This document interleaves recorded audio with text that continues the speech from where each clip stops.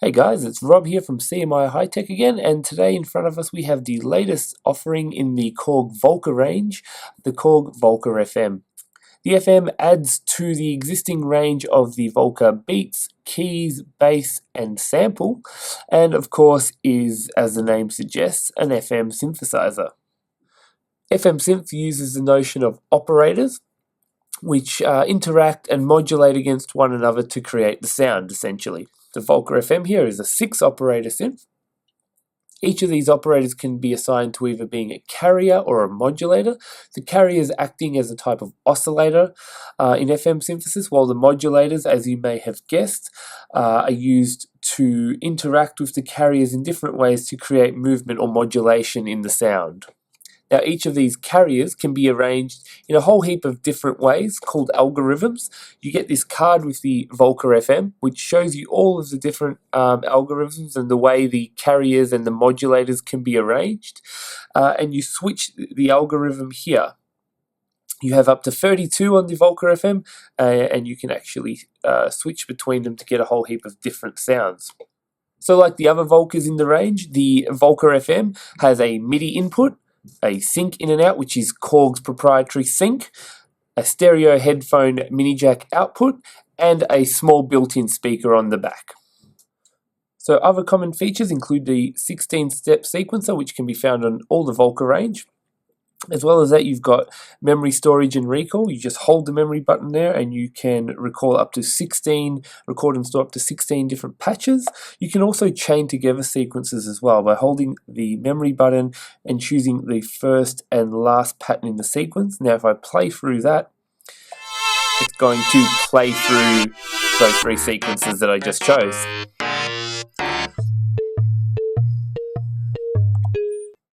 Okay, so let's go ahead and hear some sound examples. I've got a bass patch loaded in here at the moment. Now, of course, you can use the touch keyboard here on the Volca FM to play. Or you can, as I have here, plug in an external keyboard via MIDI.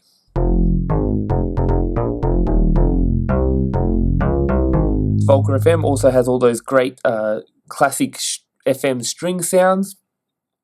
You get up to 3 notes of polyphony on the Volca as well, so you can play chords.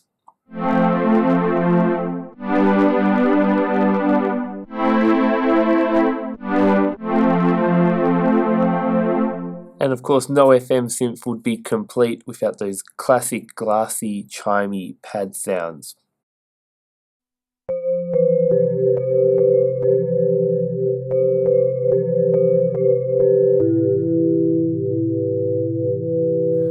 Over here we've got 2 sliders.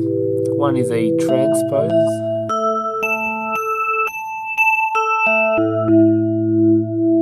Next to the transport slider we have a velocity slider. Now this does a lot more than just control the brightness or the loudness of the notes being played.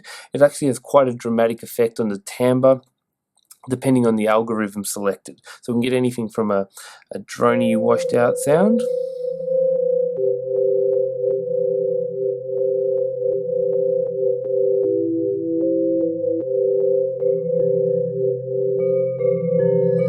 to a very distinct bell sound on this particular algorithm.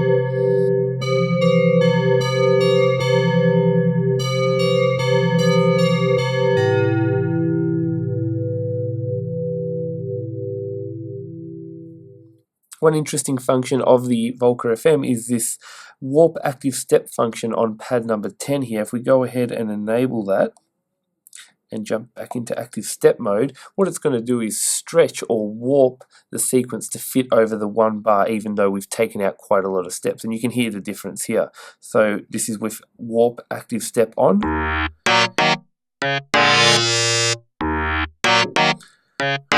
with it off.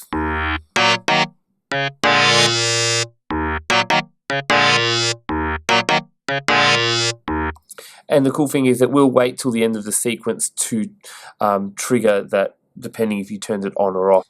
If you're feeling particularly brave, you can actually jump into the Volca FM and edit any of the parameters. It comes with this parameter list card here, which outlines what each of the parameters are. You do that by hitting the edit button there,